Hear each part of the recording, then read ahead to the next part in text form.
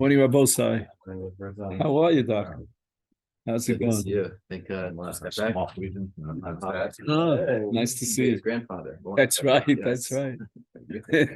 Yichus is your grandson, right?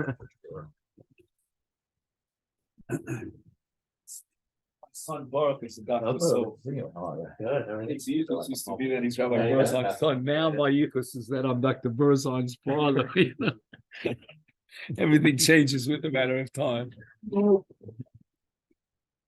In the sugyas here in Nedarim that we're learning, and it's almost endless, you know, one blot after the other, all deal with the same issue of hataras chacham, how a chacham, under certain specific circumstances, could be matir and neder. And with regard to being matir nedarim, we have three categories, three basic categories. The first category is made up of four subcategories, and the common denominator of those four categories is that you don't even need hataras chacham. Like, for example, nidre onsim, which is the sugya in today's daf yomi, is a case where a person is coerced to take a neder, or there was a neder al tanai, and because of circumstances beyond his control, he couldn't fulfill the tanai. And in those four cases, as we said, that's the beginning of this parak that we're learning now, the third parak of Nedarim, there's no need for hataras chacham. However, once we go beyond those four cases, we get into what's called Pesach. And in the case of Pesach, we need hataras chacham.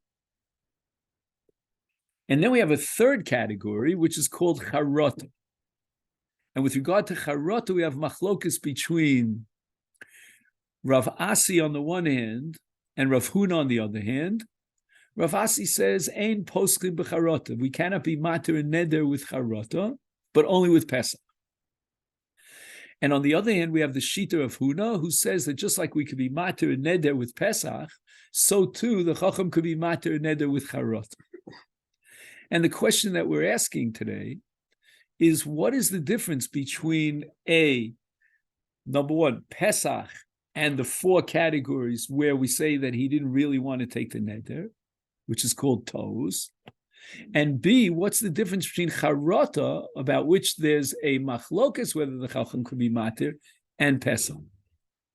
So we're studying now the Otzer HaYunim, which is in the back of the Masechet. And if you have it in your phone, you could open up and you'll find the Mirza Hashem page Chaf Dalet, which is the second page of this essay. So I'm going to take a minute of time to see if you can find that. I have printed out for you pages Chaf Hey and Chaf Vav, but I don't have it's the same as last week. page Chaf Dalet. Yes. You do. You have Kaf Gimel through Chaf Vav. Oh, you have it printed out, so you want to circulate it then? That's the same one. It's on here. We have it. We have it. That's what's on the We have it on the WhatsApp group. Right. No, I'm just I'm talking about a live copy, you know, a paper copy. For sure. So you'll see on page Chaf Dalet, if you have that, the second page of this Marocha, you'll see on the right column on towards the bottom, Hachiluk bein Pesach lecharata.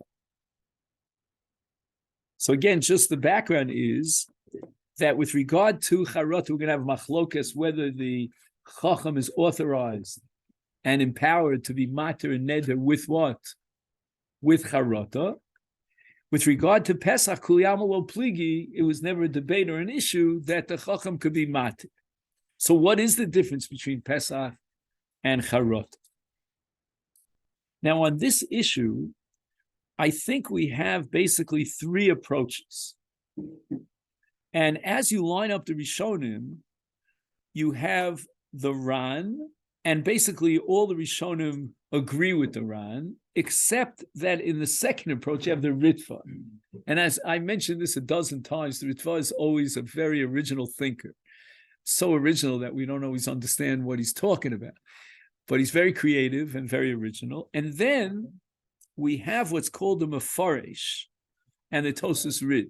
The Mefaresh is what some people call Rashi, but we know it's not Rashi, so they call it the Mefaresh. We don't know who it is and who's the author. So we'll start with the sheet of the Ran. And the Ran makes, I think, the clearest distinction between Pesach and Charata. How so? Pesach, according to the Ran, is just a half an inch shy of toes, of the four categories that we mentioned in the Mishnah that don't require Hator.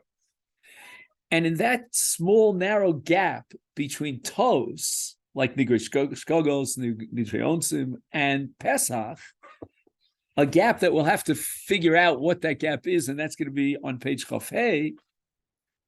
The gap, therefore, justifies the whole institution of Hatoras Chacham.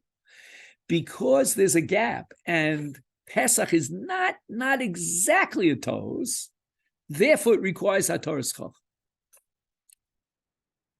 So that Pesach belongs to the category of toes, which means the following, that we're going to clarify that there was something at the time of the Neder, some reality that the Noder was unaware of.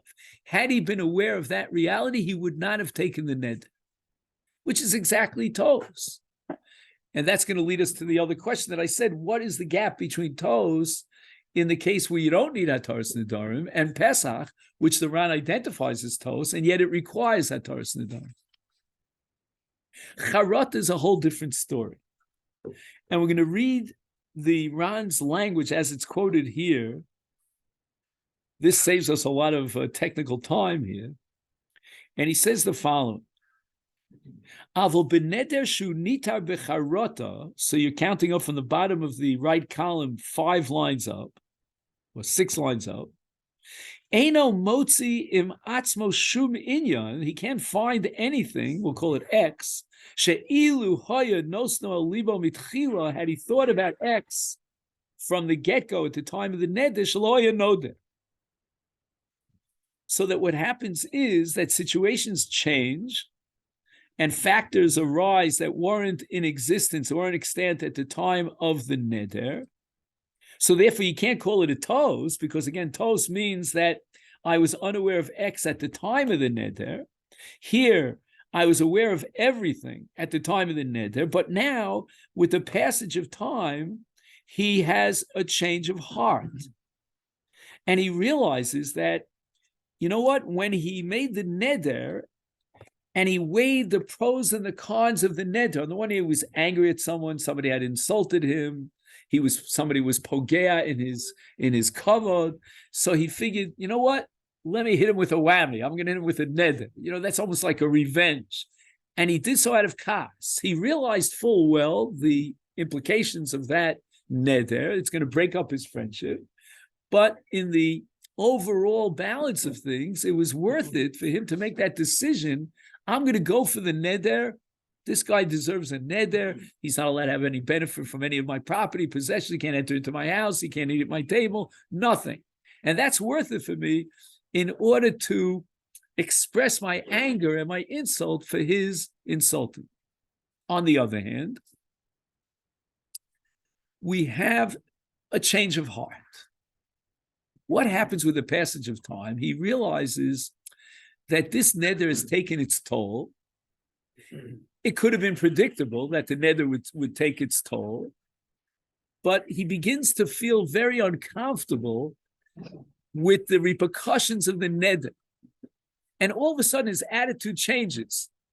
And he says, you know what? In the shikol adas here, weighing the desire to take nekama against someone who I was angry at and justifiably because he insulted me, and the friendship that now is in the balance, I think the friendship is more important than the kas and the anger, than the revenge and the imposing the neder upon my friend. I want that friendship. It's a change of attitude. It's not like the case where at the time of the neder, he was unaware of something. There was factor X that he was simply not taking into consideration. Nobody fooled him.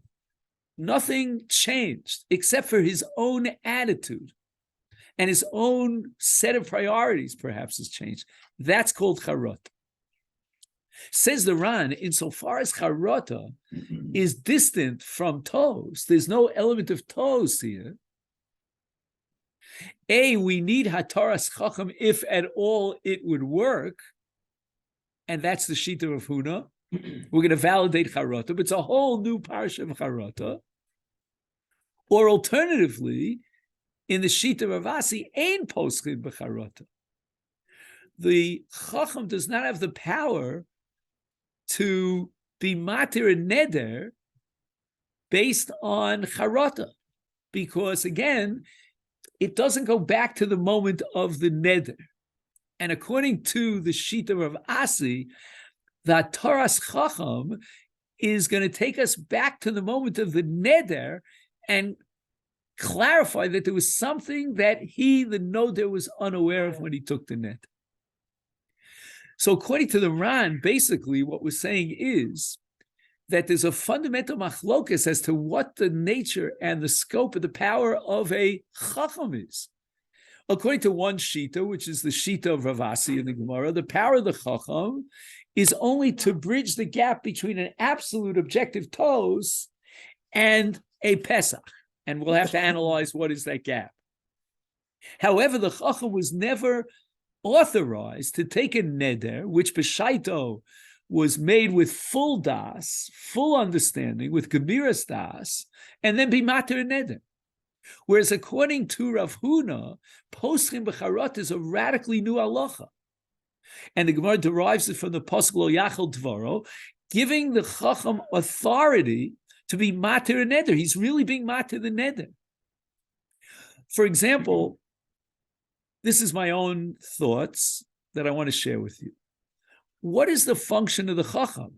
Is the chacham clarification? He's clarifying and objectifying the situation, or is he really changing the neder? Is he really being mater the neder? If you hold that the power of the chacham is limited to Pesach, and Pesach, as the Ran says, is very, very close to Tos, then I would say that what's the function and the authority of the chacham? Clarification. He's really just clarifying, is there really a Tos here? You know, a man comes with a neder and he says, I want to get rid of this neder. Well, were there facts and figures that you were unaware of when you took the neder that would have convinced you not to take the neder? That's what the chacham is functioning. Once the chacham clarifies and establishes that there's a real tos here, that this Pesach really bridges the gap to tos, then the Mela, I don't need Hataras Nedarim at all. I don't need the chacham to enter in and exercise his power, flex his muscle to be mat to the neder because it's tos. However, that's only according to the Shita of Rav Huna, right? No, I'm sorry. That's the Shita of Rav Asi. But now we go into the Shita of Rav Huna, and Rav Huna is breaking new ground. He's talking about a case where there is no tos, where situations arose where the person has charot and he regrets that he has to live with that neder. In such a case, I have no doubt that the chacham is being empowered, derived from this pasuk, to be matir the neder. Now, when I say to be matir the neder, I'm not sure what that means. Where was it that we recently, maybe it was a few weeks ago, does anybody remember Rav Gusman? Trying to remember where. Yeah, where was that? You don't have it in your phone by any chance. Oh, it's probably in a different. It's in a different volume. No, I think it's Kaf Daled. That on the bottom. Oh yeah. You're right. You were right. I'm sorry. I'm sorry. I didn't realize it's right here. I thought it was a few weeks ago. It was only a week ago. And Rav Gusman has a comparison between Hataras Nedarim and Esei Docha Losase. You remember this? Mm-hmm. And he claims that in Esei Docha Losase, the halacha is that really the Losa says Chal, you're violating the law, but the Torah allows you to violate the law. It's a very paradoxical kind of legal construct in which the Torah says you could be noeg as if it was mutter, but it's really not mutter at all. And now we can talk about Hataras Nedarim. What is it? And I would say the following. If Hataras Nedarim means Pesach, which the Ran identifies with toes, then there's no doubt in my mind that this is not Esei Dochalosasa. He's claiming that I never would have taken the neder if I would only have been aware of X, and therefore the neder through toes collapses. And if it collapses, then there's no Iser at all. It's not like Esei Dochalosasa according to that Mandiyama. I would even say it's more than Hutra. You know, we always talk about Hutra Dechuya. It doesn't even have to, it's not even Hutra. It's really just clarifying that indeed he was mistaken about the reality. He never would have taken the neder. The neder never got off the ground to begin with. Again, we didn't know that. Maybe he'll get some brownie points for fulfilling the neder in the meantime. I don't know. But it's not a neder. However, if we're talking about Pesach, and according to the Shita Rav Huna that a Chacham is matir on a Pesach, now we can use Rav Gusman's logic and say that the Chacham really doesn't undermine the neder. The neder is still whole, it's still complete, but the Chacham has a gigantic power to be matir and allow you to go through life as if you didn't have the neder. There's a lot of interesting mapping here. This is true. There's a focus about the chacham or the basin that's mounted in there. Does it have to be a samuch? Does it have to be right? If there's a samuch on the basin, maybe that machlokas could relate. If I'm I see what you're saying. You mean if the chacham is exercising his authority, then we need a high level chacham. Maybe it has to be a. If it's just clarifying, so anyway. You remind me of a story. Can I tell you just a little joke? It's not a joke, it's a true story, but I have to tell it to you in Yiddish and then I'll translate it to you.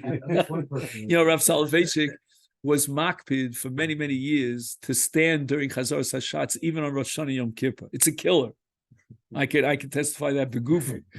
So one. You want a faster minion? We can find it. Yeah, I don't know. Rosh Hashanah. Well, maybe I don't know. You know, here in the front, anything goes, I guess. But I just used to Arnof. I mean, you know, whatever. So here's the deal.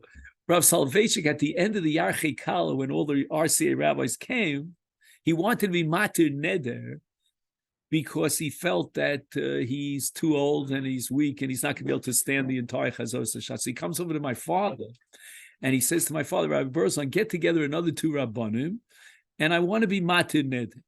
So my father said to the Rav, he says, why do I have to get together two Rabbanim? I am a Yachid Mumcha. Yachid Mumcha equals 3. So the Rav says to him, as du seid, Yochid Mumche, weiß ich nicht. Aber als sie seinen Hediotis, bin ich sicher. This was the Rav's attitude towards the American Rabbanim. Like, they're Hediotis. You know, I know for sure they're Hediotis. By the way, the worst thing for a Litvak or a Shiva is to call someone a Hedjot. You know, like the Ramos says that if you sit in the sukkah while it's raining, you're a Hedjot. That's like the worst thing. It's like a total Amoritz. You know? Anyway, getting back to this. So I thought that maybe in the light of this Ran, we could possibly, if you'll bear with me, shed a light on the Ramban. Where is this Ramban? So if you take a look for a moment on page Chaf Hey, and I realize we're going a little bit out of order, on the left column on page Chaf Hey, you'll see a paragraph that starts umevur bidvarav. Am I correct? Just let me just make sure I got the right paragraph for a second. But at some point he quotes the Ramban. Oh, there it is. 4 lines down. Yeah, 4 lines down.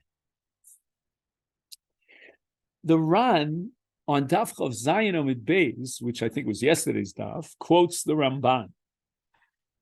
And you know that the Ran is from a line of Talmidim, Talmud, Rebbe of the Ramban. And he quotes the Ramban, Shemachalik bein Pesach lecharata. Now, this is fascinating, because until now, what we've been saying is that you could conceptually differentiate between a Pesach and a Charata, and the Ran would argue that a Charata is not at all similar to a Tos, whereas a Pesach is very close to a Tos. But halach l'maisa, we don't know any difference between a Pesach and a Charata. In both cases, we need the Chacham to be matir. Now we have a concrete nafkamina according to the Ramban. And this is, by the way, a product of the Ramban's own genius. There's no source in the Talmud for what the Ramban is about to present. We have a principle in the Talmud that's before the Ramban called Neder Shehuter Miktsoso Huter Kulo, a Butler Miktsoso, Butler Kulo. So a neder is an all or nothing proposition. Says the Ramban, there's a difference between Pesach and Charata. Shlo Amru, they never apply the principle of neder shehuter miktsaso, huter kulo, ela b'neder shehuter al yedei Pesach, shedome ktsas lineder tos. That's again a language very similar to the Ran in his presentation of Pesach. So what that means, Rabbosai, is what function is the Chacham implementing in a case of a Pesach? We called it what, Yehuda? Clarification. He's just clarifying that there's a toes. Memel, if there's a toes, then the neder falls apart. But again, it only falls apart partially.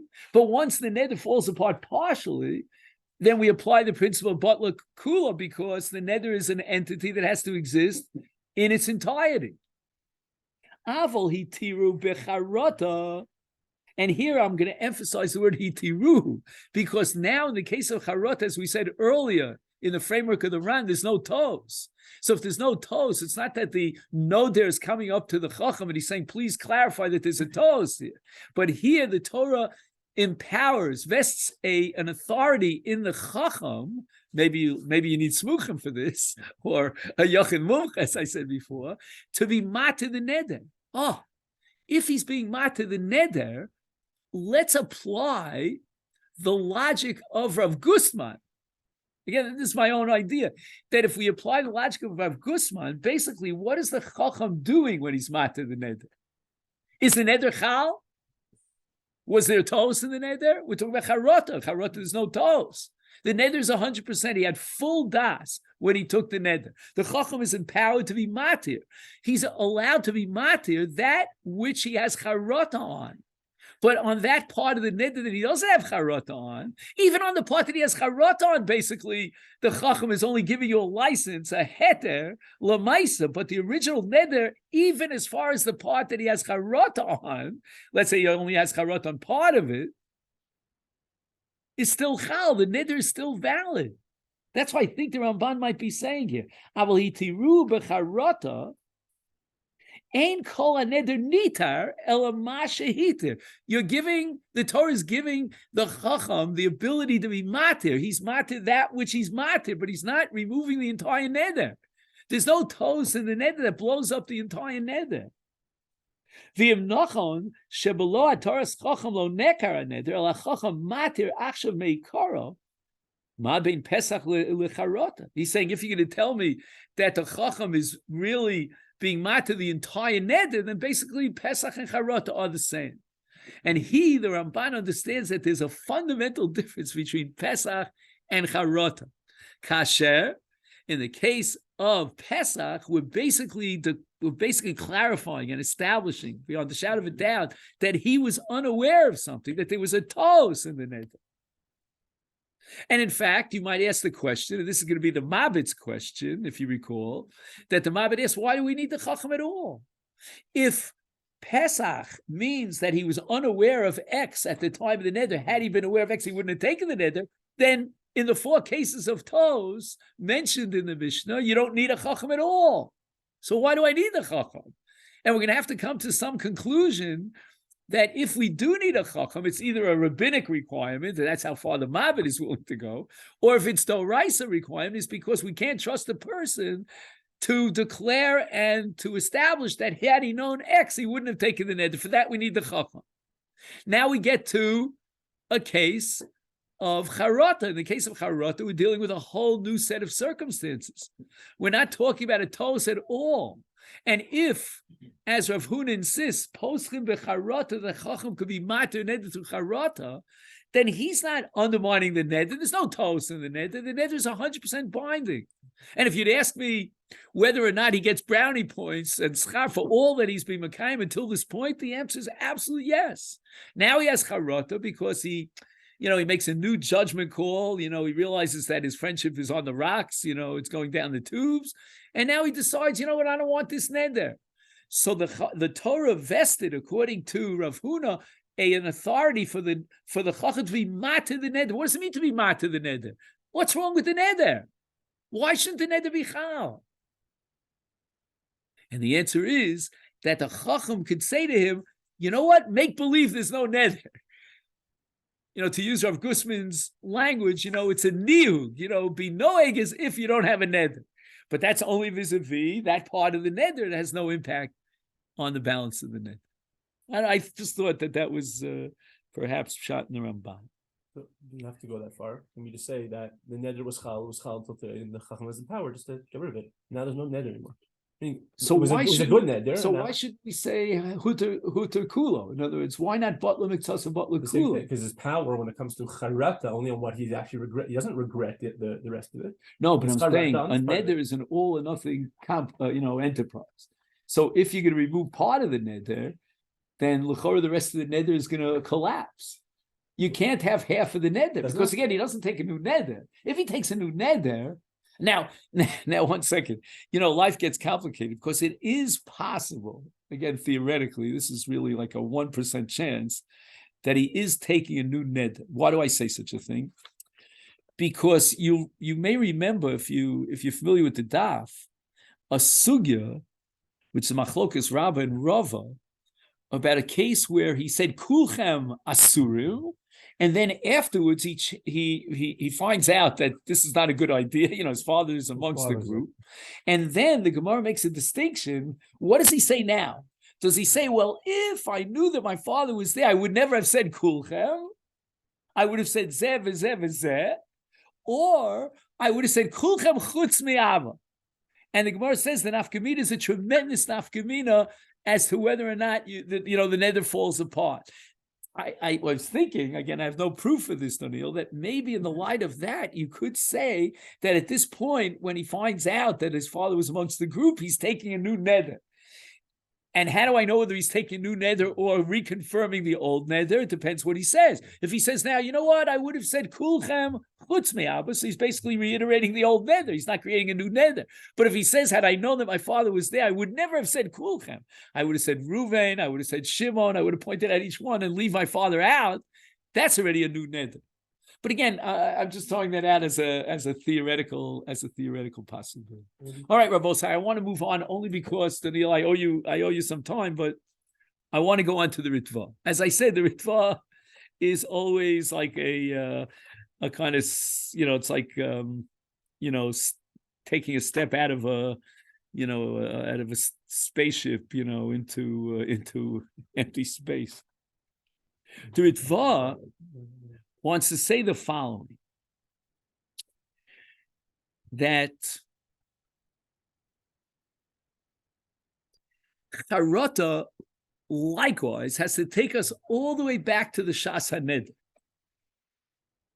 If you hold like Rav Huna that poskim b'Charata, it can't be that all of a sudden a man decides, I made the wrong shikol adas, I regret the neder, and boom, we're going to be mat to the neder. From the Ritva's perspective, that's impossible. If Charata does operate and it is effective, it's got to take us back to the Shas HaNeder. How so? Lo moel Charata elim kain. Again, we're talking about Charata here. The Ran, if he was formulating the sentence, he would say lo moel Pesach, but he's talking about Charata. Lo moel Charata elim kain lo yada b'shas nidro me'atzar sheyesh lo achshav me'aneder.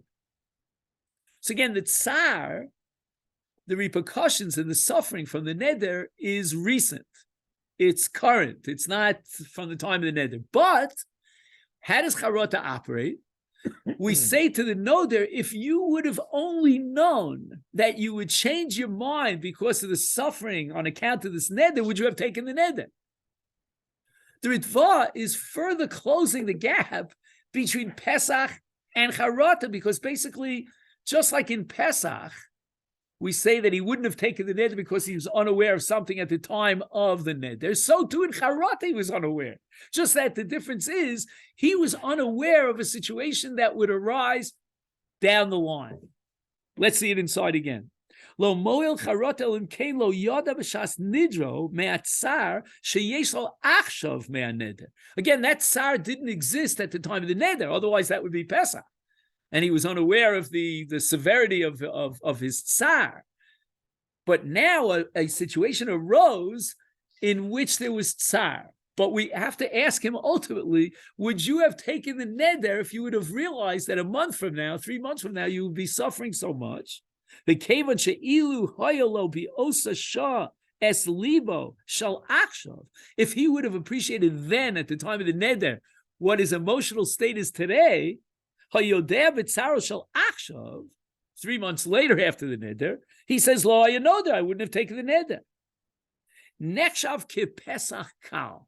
See, here the Ritva is sort of aware of the fact that he's treading water over here, because it became so close to Pesach that you've almost broken down the distinction between Charot and Pesach, which is a no-no. That's an impossible position, because on Pesach there's no machlokas, and on Charata there is machlokas. But now the Ritva is saying the Charata also takes us back to the neder. Had you known that you would suffer the tsar later on down the line, would you have taken the neder? He says, no, I wouldn't have taken the neder. So why not call that a Pesach? So if he was honest according to this and said, you know what? If I had known that I was going to suffer 3 months from now, I would have liked to have the neder for 3 months because it was fine, but only from now. So according to the Ritva, that's not a Charata. So No. But according to the Ran, that would be Charata. I mean, according to the Ritva, Right. the Chacham can't do anything about it. It's not Charata. Right. According to the Ran, the Chacham could do something about it. If you That hold would like be Rav Charata. Huna, and you can be matter neder with Charata, we don't have to go back to the Shas HaNeder and say, well, you wouldn't have taken the neder. And the Ritva says that even in the case of Charata, we're going to have to go back and schlep him back to the moment of the neder and say, well, would you have been no there if you had been aware of the tsar that's going to come down the line? But again, the Ritva is now closing the gap over here. So the question now arises, so why is it in Pesach? I'm looking at the definition of Charata, makes it almost, if It you're is honest, Pesach. It's basically it is Pesach. it is Pesach. Oh, so you know what? Effectively saying that if we now really go back to what we were saying before, which is that according to the Ritva, the Chacham does not have vested power to completely uproot the neder. There's no, call it some kind of deficiency at the time of the. So then again, the Ramban's distinction between Pesach and Charata really falls down the wayside, because again, you're going back to the original Shas HaNeder. But I just want to point out to you that the Ritva is well aware of the fact that he's standing on very, very flimsy ground over here. So he comes up with a new breakthrough terminology. He says there's something called a Pesach Kal, and then there's something called a Pesach Gomur. Total creation of the mind of the Ritva.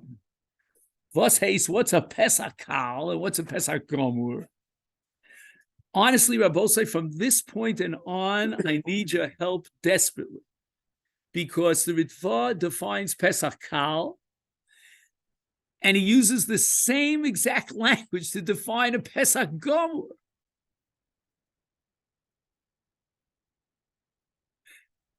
I don't get it. Let's read it inside. There's only one word of a difference, but I don't know if I could build much on that. He says the following. If he would have known of the tsar that's going to come down the line, he never would have taken the neder. Nechshav ki Pesach Kal. It's a lightweight Pesach.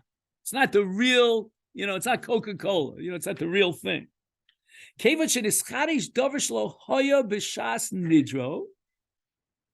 the tsar was cumulative. It came to the fore somewhere down the line. You mamish have to be a psychiatrist here to understand this Ritva. You have to understand the mentality of a person. And situations arose which, with the passage of time, became more and more severe, more profound.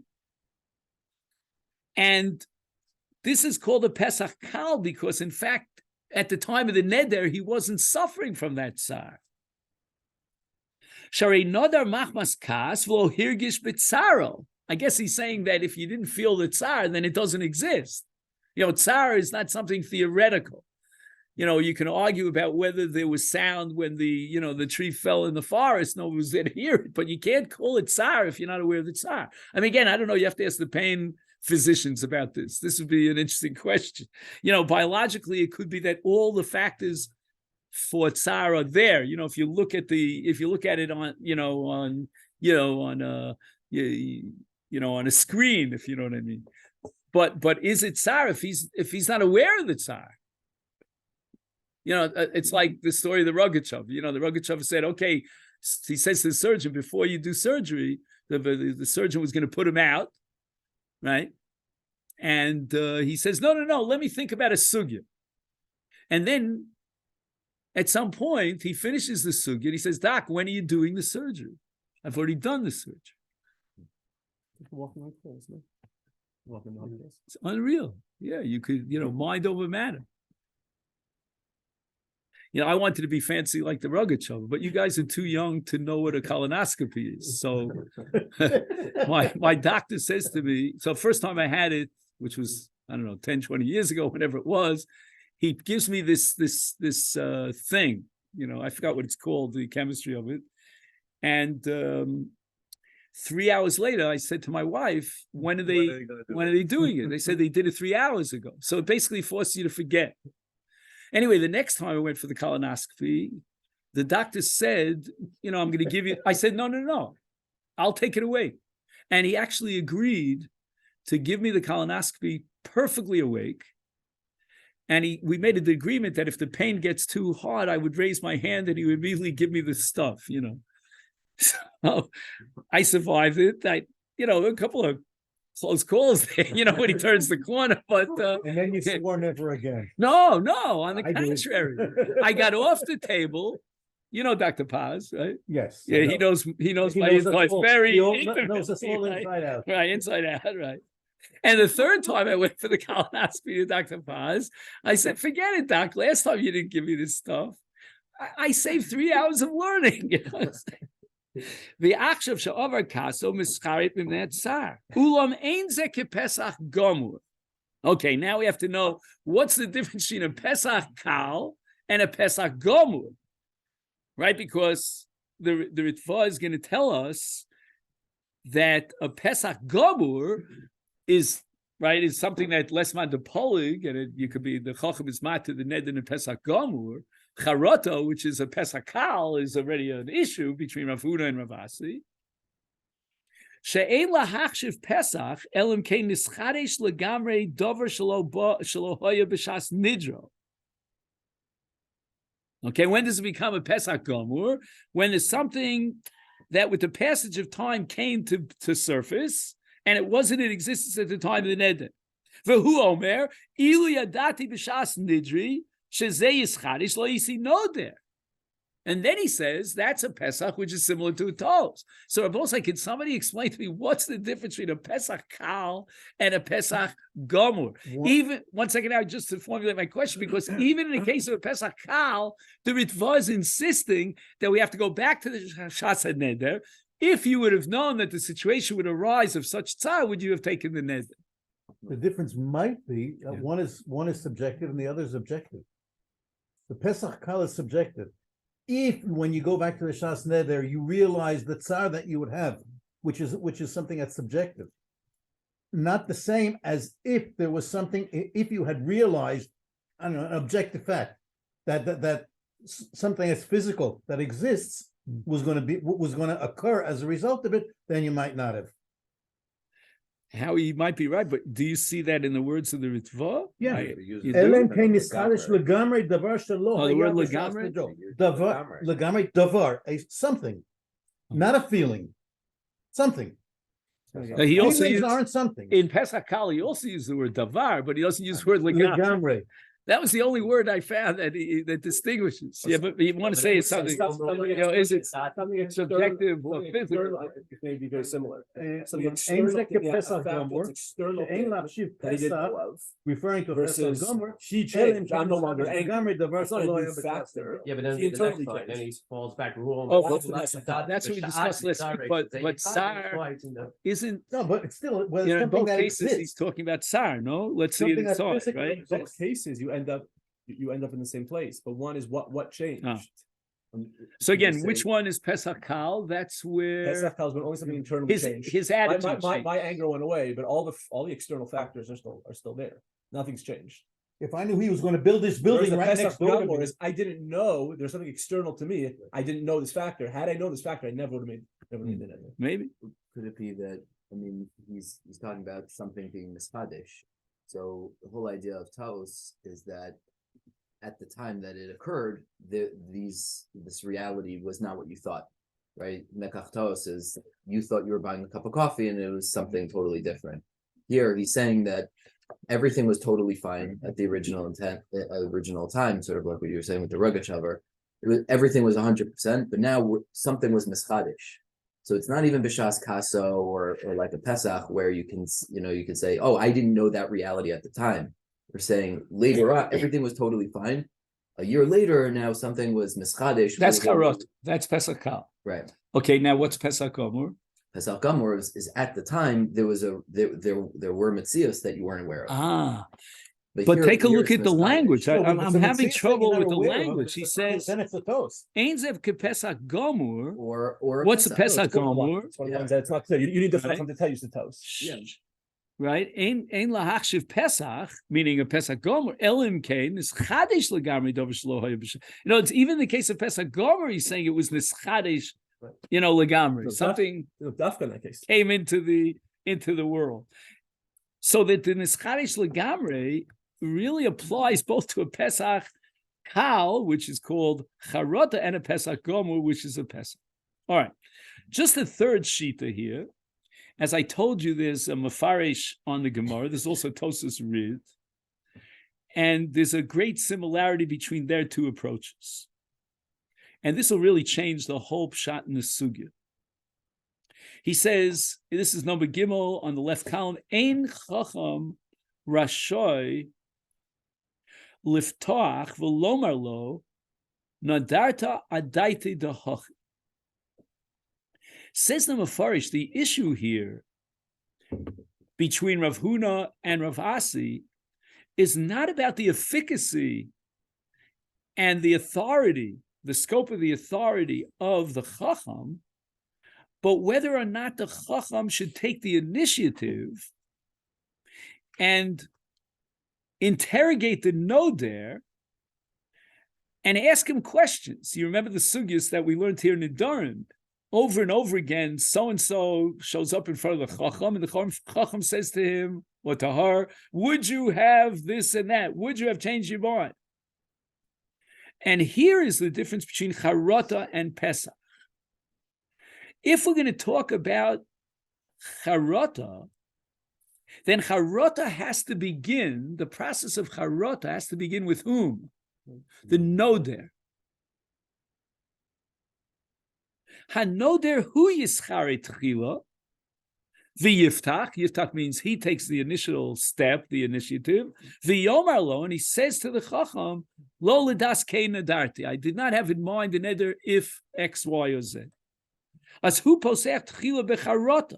So when the Gemara says in the name of Rav Asi, ein poschim becharata, it doesn't mean that the Chacham doesn't have the authority to be mater neder with charata, but that the Chacham is discouraged, if you will, or perhaps prohibited from taking the initiative and let's pump up this guy. Let's see if we can squeeze out a charata from him. Oh, if this and that, and he says, oh, I still would have taken it. Oh, well, if this and that, and the Chacham has to use his ingenuity until he finally gets the answer that he's looking for. No, I wouldn't have taken the neder. All that is inapplicable according to Rav Asi in the case of what? In the case of Charata. However, in the case of a Pesach, again, you always have to ask the question, how do we know there's a Pesach?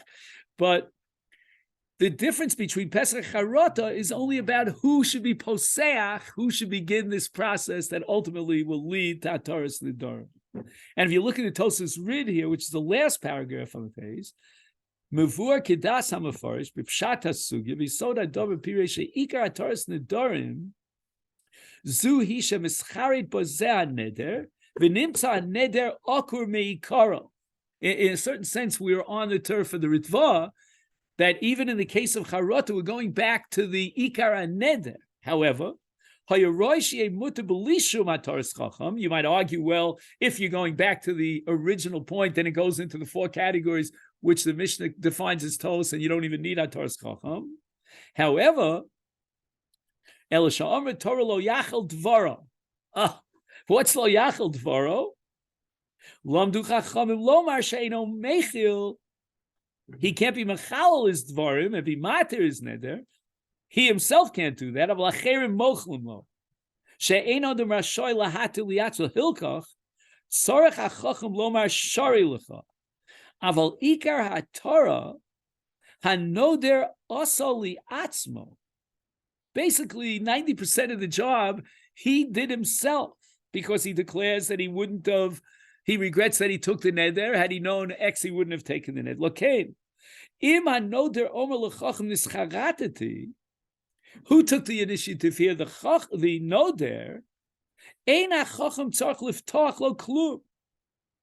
If the noder already presents to the chacham what we call a tos, and again, because Charata is an inch away from tos, because he says, I never would have taken the neder, then the chacham immediately says, shari lecha. It's not that I wouldn't have taken the neder had I known X, but rather it's too heavy, it's weighty. I can't tolerate the neder. It's I got to take a smoke. So then, he admits that now the neder became too heavy for him to observe, but he really had a full lave when he took the neder. So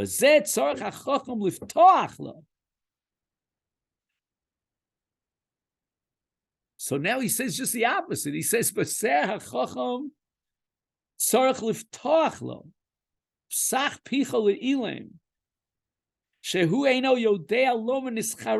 again, if he knows on his own initiative to know there that he had charot and he wouldn't have taken the neder, then we don't really need the chacham at all.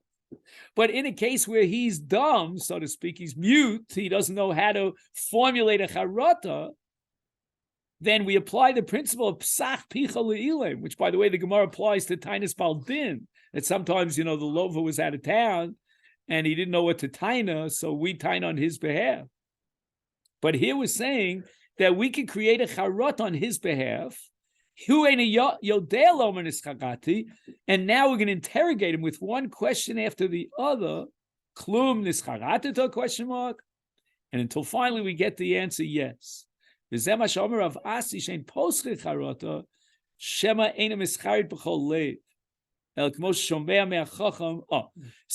machlokas now, according to Tosas Rid, between Rav Huna and Rav Asi. Rav Asi says ein posuk b'charata, meaning this is not a good idea. Don't apply the principle of psach picha le'ilim. If you're going to psach picha le'ilim and then keep interrogate him on your own initiative, you finally squeeze out the answer yes.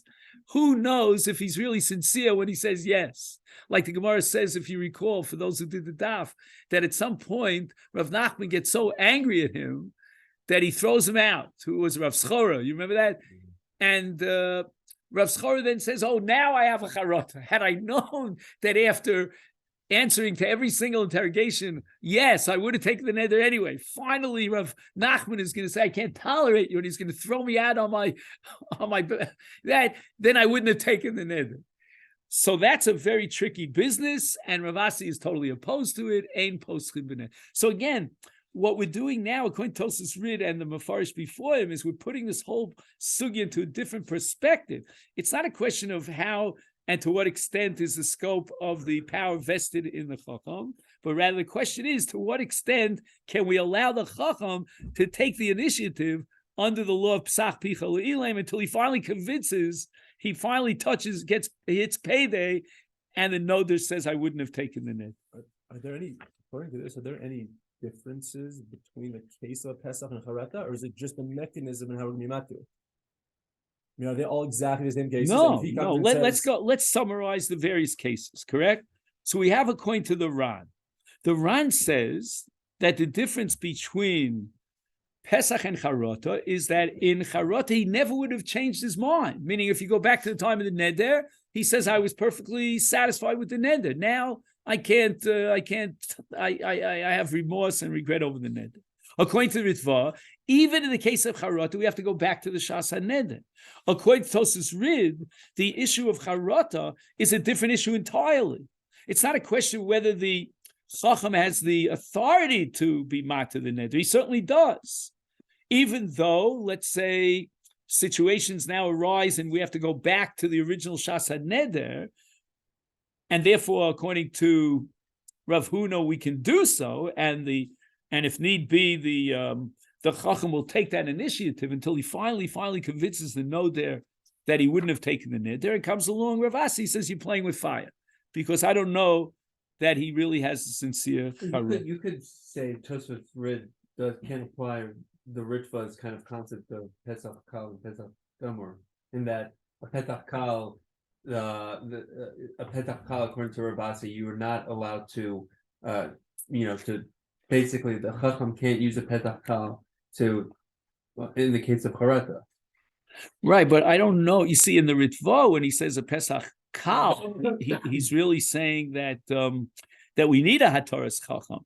What the Tosfos Rid is saying is that in a case of a Pesach Kal, although there is Hataras Chacham, but we're not going to take the initiative because it's too dangerous. All right, think about it. I just wanted to use the last few minutes that we have today to try to study with you a chiddush of Rab Naftali Trupp, otherwise known as the Granat. So if you could turn to page Chavav, let's see if we can fit this in as a closure to this discussion. And maybe Neder next week we'll talk about onus. What is onus? And Tzvi, you have that in the phone. You'll send it over to the group. What is the chiddush of the Granat? What question bothers his mind? And he comes to the fore to try to explain the Ran.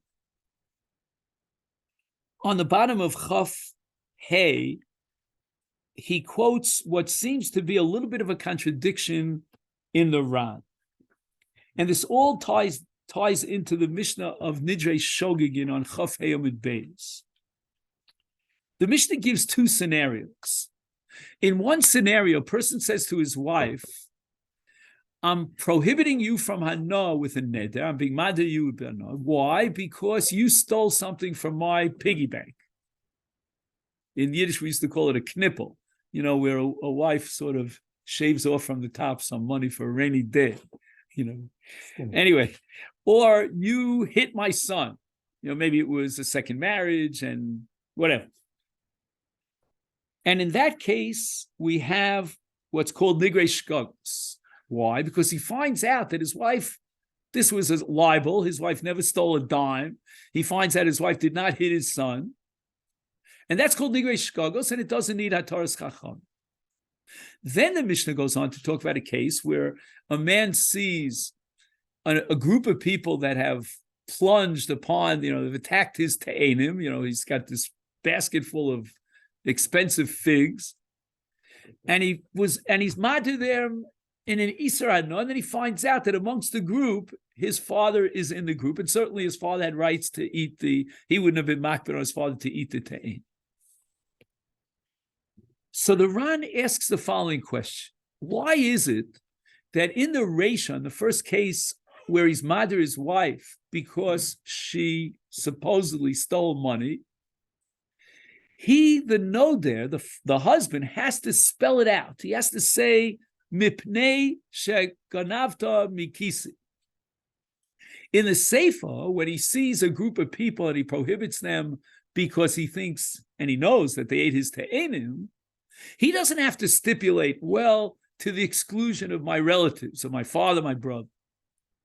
Why is it that in the ratio you need beferish that Lehedja, he took the neder and said, quote, Mipnei sheganavt et kisi or hiktasa espinit. So the Ran comes up with a very strange answer, which we'll mention if we have time.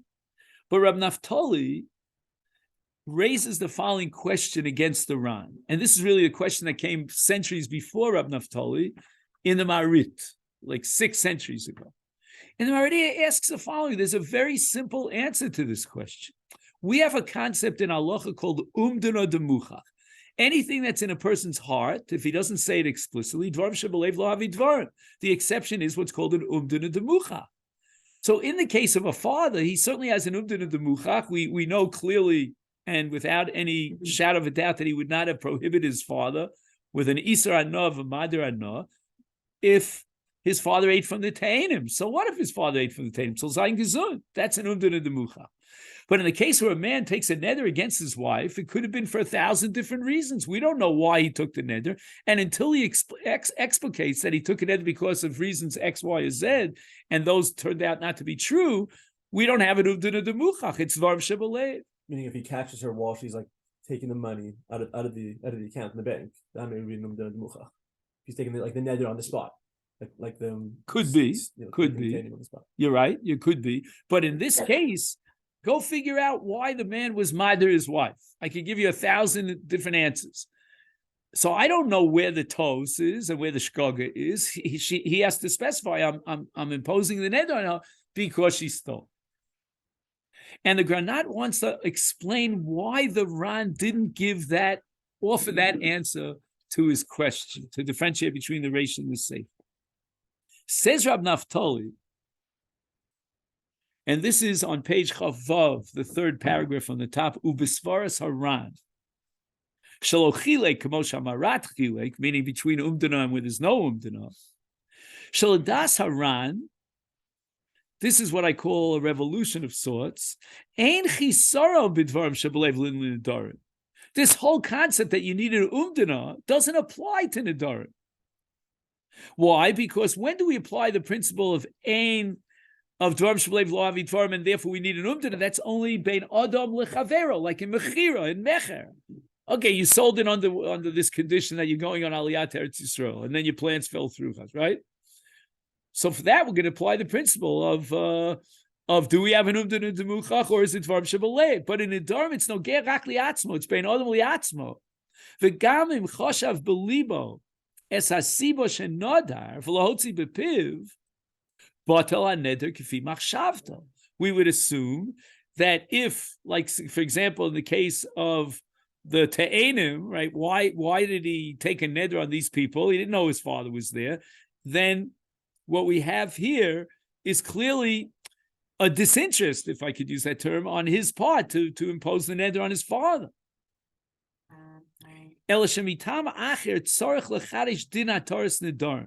So when do we need Ataris Nedarim? B'Nedarim ain't tzarich sheyeh ratzon ha'adam lechalos ha'isur. Here Rab Naftali is like a Talmud of Reb Chaim Brisker.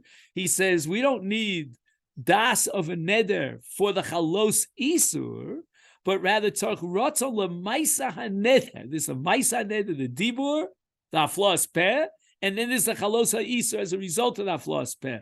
Where, in what context do we need das? We need das for the hafla, for the Maisa Neder. That's the chiddush of the parsha of Nedarim. And therefore, we're not going to do an analysis of his mindset and try to figure out, based on umdana and so forth, what was the reason he took the neder. We just want to know if he had complete ratzon to take the neder, to express the neder, to vocalize the neder and verbalize it. That's what we need. That's where there's a t'nai of ratzon adam. And therefore the Ran makes sense, because in the case of a person who's mother his wife, we're not going to know why he was mother his wife, and even if we do know, it would be irrelevant. Why? Because we're not asking what brought him to take the neder. We're not looking for his motivation to take the neder. We just want to be convinced that he had ratzon to take the neder, to formulate the neder, to express the neder. And therefore, just fast forwarding, ubir agranach legabi nedarim lo ichpas lon besiba shenodar. Right? If you need a ratzon and a das for the chalos, then I want to know, well, what was the siba that you wanted this chalos? And if that siba doesn't exist and you made a mistake, then the chalos doesn't exist. But all we need in nedarim is kevet shenodar b'das, meaning he took the neder b'das, chal haneder. And therefore, ein lahatus haneder liishto elim came pirish b'shas haneder. He made a t'nai, and he said that this neder is conditional on the fact that my wife stole something. If she didn't steal something, the neder is not chal. But in the absence of his adding explicitly that t'nai, the Ran is of the opinion that the neder will be chal even if she didn't steal from him, because he had das for the neder, meaning for the ma'aseh neder, and that's sufficient. So again, only if there's an absolute toast, like in the case of Abba, where he couldn't identify the person upon which he's making the neder, and therefore there's no das even for the ma'aseh neder, then the neder is bata, and he doesn't have to explicate and say, vocalize that, oh, it's because I think there's a rachok and it's not a karo. But in the case of Ishto, where he definitely had an interest and a ratzon for the ma'aseh neder, for the dibur neder, then we don't have to ask the question, what's the sibas haneder? That would be relevant to the chalos haneder. Did you want the chalos? Did you rad? Under what conditions? What motivated you? Etc. Etc. It's only if he makes an explicit t'nai that this neder will be chal only if blah blah blah, then the neder will be bottom. So I thought it was kedai very much to see this radical breakthrough of Rab Naftali. So right now, I think we ran out of time, so we're going to stop here. And I'd like you to think over what we discussed today. There are a lot of different points that could be clarified. And I want to thank everyone for coming. Good. Thank you so much. So, how will you be able to send that other thing around? Or maybe you did already? I didn't send it yet, but Okay, great. What I took yesterday, right? Yes. Okay. And that's a maracha